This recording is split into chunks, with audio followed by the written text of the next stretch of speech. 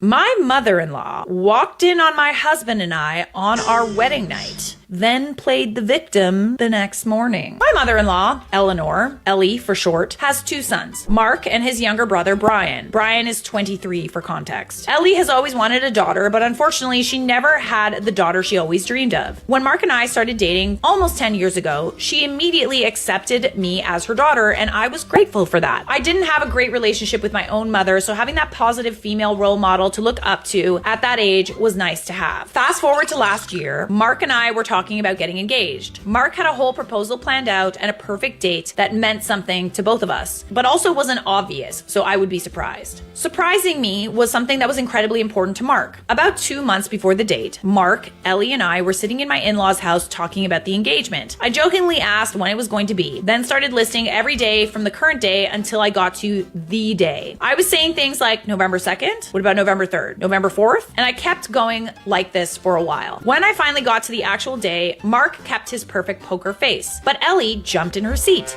and flashed a shocked look at Mark. I pretended to not notice and continued listing dates, but the damage was done. I now knew the date he had picked, and if he knew that I knew, he would be crushed. I tried to put the date out of my head, and on the day of, I decided to try my hardest not to think about Ellie's reaction to my guess, and pretended like Mark and I were just going out on a regular old date. I met Mark at his parents' house, and Ellie immediately hugged me and started saying, "You're finally going to be my daughter." If I didn't know before, I knew then, but I continued to play dumb. I excused myself to use the restroom, and when I came out, I overheard Ellie talking to Mark, loudly pawing at his pocket saying, "Let me see the ring one more time before she comes out." I just sighed to myself and went back to the bathroom, this time to loudly open the door to alert them I was coming so they could stop talking about the ring. Mark had worked so hard to make this surprise for me, and I couldn't ruin it for him. So when he did pop the question, I just had to act surprised to spare his feelings. To this day, I don't have the heart to tell him I knew for months that Ellie had ruined the surprise. Obviously, I said yes, and the wedding planning began. Mark and I had talked for years about having a non-traditional wedding and just having my friend who was ordained sign the papers for us. I'm very much an introvert, so having a day that I was the center of attention was not a priority for me. I would have been okay with just me and Mark signing some paperwork in our PJs, but unfortunately, where we live, it requires witnesses to be legally married. We discussed going to the courthouse, but Ellie freaked out. Instead, she insisted we needed a real wedding. Before I could even think about it or agree to it, she got her church to send over availability and messaged her distant relative, who's a retired priest, to see if he would perform the wedding ceremony for free. I had never met this person before, and I felt very uncomfortable having a stranger at my wedding. Little did I know. But he had agreed to do it for free, so it was hard to say no. Her church also agreed to let us use the space for a major discount, so again, it was hard to say no to a money-saving opportunity. I told Mark that if I was going to go through with this real wedding, then the guest list needed to be under 100 or I simply couldn't do it. He agreed, and we started making a list of who we wanted to invite. Me and him made a list of the most important people, and we listed about 50. I thought this was perfect, but Ellie lost it. She was horrified we didn't invite any of her aunts, uncles, cousins, or distant relatives. She insisted that it was her son's wedding and she should have a say in her son's day. Mark and I explained that I had never met any of those people, and many of those people Mark had never met, and we really didn't want people there we didn't know. Ellie threw a tantrum that it's her family and we shouldn't exclude them, and her tantrum was so unbearable that we agreed and added them to the list to shut her up. You know, the irony is that push and push and push to get like people invited, and then these people probably won't even show up. So annoying. Mark told me not to worry because he had a plan. We ended up picking a date that lined up with when all of her distant relatives go on vacation to Florida. So none of them could make it to the wedding. Because we invited them, many of them felt obligated to send us a card with a check slipped in. Oh, nice little hack for you guys. So it did actually end up working out that we invited them, but it really sucked. Ellie felt the need to control our guest list. We didn't have to plan a lot. 100 invites and only around 50 RSVP'd yes, so it was a low effort wedding. I'm not a very girly girl, so I just decided to order a dress online. The dress was actually a steal because no one even guessed it was only $50. They thought I spent at least $1,000 at a bridal shop. I was very proud of my online find, but Ellie was livid. Why am I not surprised? surprised. She told me I betrayed her and robbed her of the experience of taking her baby girl wedding dress shopping. I told her I didn't take anyone shopping, so she didn't miss anything. And it wasn't personal that I excluded her. I just don't enjoy shopping or dresses, and I wanted something quick and easy. She did not like that response. She demanded I send her pictures of me in the dress, and I said no. I was afraid she would show Mark, or worse, post it. I told her I wouldn't be sending pictures to anyone or even taking pictures of myself in it at all. She would have to wait for the day. Now for the wedding.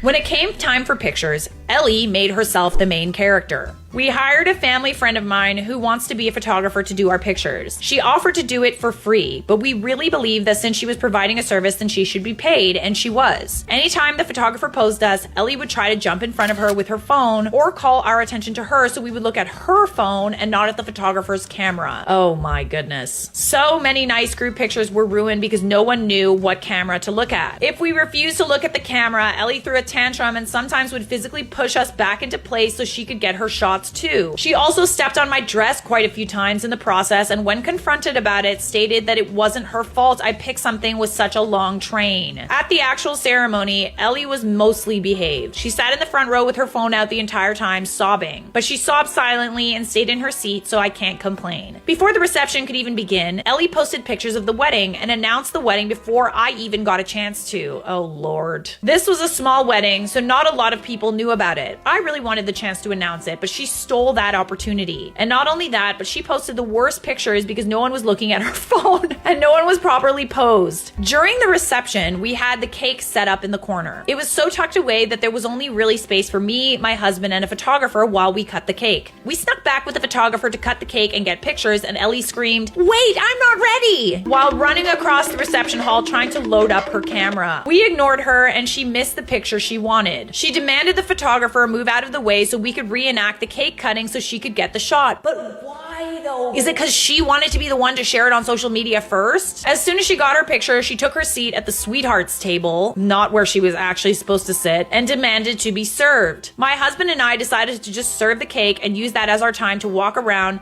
and mingle with everyone. Ellie was she did not get to sit and eat the cake with her baby. We did not care. Finally, after the reception, we had a barbecue back at my in-laws' house. We did this to accommodate the fact that my family doesn't drink, and his family drinks enough for both families. My family got an free reception, then his got an filled reception. Ellie got absolutely shit-faced. Oh Lord.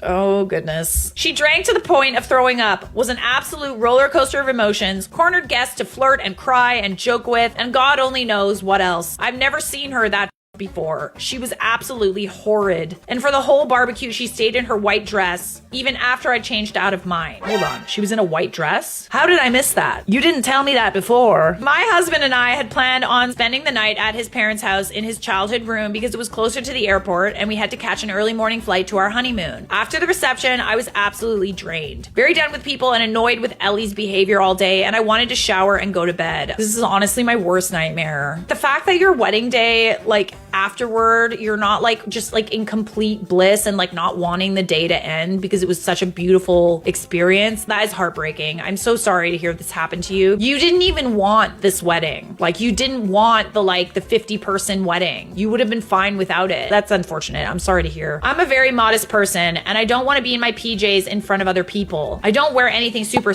or anything like that to bed, but definitely not anything I'm comfortable wearing in front of my in-laws. Before showering, I made sure my in-laws were in bed. And when I got out of the shower, my husband made sure she was still in bed. I came out of the shower, we went to his room, and I began changing out of my robe and into my PJs. While we were changing, my mother-in-law burst through the door. My was completely exposed, so I grabbed the robe and wrapped it around myself. To my horror, my mother-in-law was not only in the room, but in the room with her phone camera open, trying to get us to begin opening presents because she wanted pictures and didn't want my family friend hogging all the pictures. I was absolutely horrified and couldn't even speak. I curled up in a ball crying and just wanted to die. Oh, you poor thing. My husband was also speechless and he was also changing and partially exposed. My mother-in-law was too to even notice this fact. I finally looked at my husband and I just said, "Help." I could barely get that word out. He grabbed a towel and yelled at his mother to get out of the room and not come back. He came over to me and held me until I was able to calm down enough to be able to speak. He promised me that she was and that anything she saw she wouldn't remember, but to this day, I still can't shake that violated feeling. She spent the next couple hours scream crying that we would treat her so horribly on her special day. Oh, absolutely not. No, she gotta go. It is one thing to be kind of overbearing and to like kind of insert yourself. You know, you can do those things out of love and out of like genuinely wanting a relationship and wanting to be involved. There are also plenty of mothers and fathers out there that couldn't be bothered to want to be involved. That's one side of the coin. But to barge in when someone is changing and to not apologize for that very blatant invasion of privacy and to then somehow play the victim in that situation, it's giving narc. Well, he was right. She was so drunk, she had no idea what she walked in on. The next morning, while we were trying to get out the door to catch our flight, she began crying about the way she was treated the night before. She said she was horrified that I would blow her off like that and not even look at her or speak to her. She couldn't believe I had made my own son yell at her the way he had the night before. Before walking out the door, I looked at her and I said, "We were changing. We were sorry you didn't get to photograph my last night," and walked away. She began screaming, crying again, saying I was making that up to be dramatic. Sure, I'm the dramatic one. But we ignored her and left for our honeymoon. A week in paradise, Ellie texting us every day, demanding pictures. Sometimes we would reply, sometimes not. Usually not. We enjoyed our Ellie-free week. She has just never been the same. From the second engagement was on the table, she became a mother-in-law from hell. One good thing did come from this. I found you, Charlotte. I was looking for monster-in-law support and I found your YouTube page, then Reddit. Never thought I'd be a Reddit poster, but this nonsense just needed to be shared. I hope you all enjoyed the read. I did enjoy the read. I'm really sorry that this happened, but I gotta say, you're being a little bit of a people pleaser. I'm gonna need you to stand up for yourself. I know this was posted a while ago, so if you ever see this, OP, you're totally valid for feeling the way you feel. Please do not be afraid to like set boundaries. She's not gonna like it. Like, be prepared for some backlash, okay? It's getting too far and you are not feeling comfortable anymore and you gotta stand on some business, okay? I care about you. I don't want you getting hurt anymore because this is bullshit. So OP updated in the comments that they're in the process of moving far away and hoping that cuts some contact. It inevitably will. I think that's a good thing. Thank you for sharing, OP. That was a delightful story.